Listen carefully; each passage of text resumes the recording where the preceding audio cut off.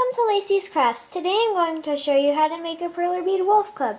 The supplies you'll need are 6 pink beads, 15 black beads, 24 white beads, 53 gray beads, parchment paper and iron, and a board for the beads. Let's get started!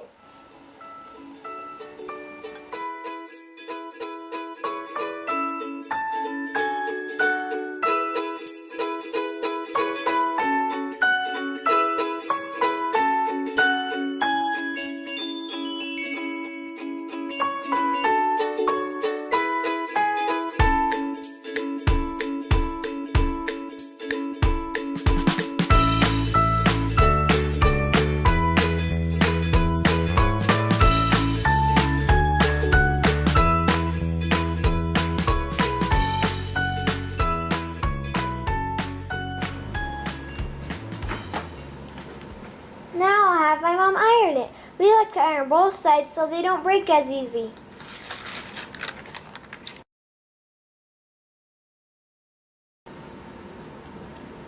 Thanks for watching, and comment down below with any new crafts you'd like to see. Don't forget to subscribe. Bye!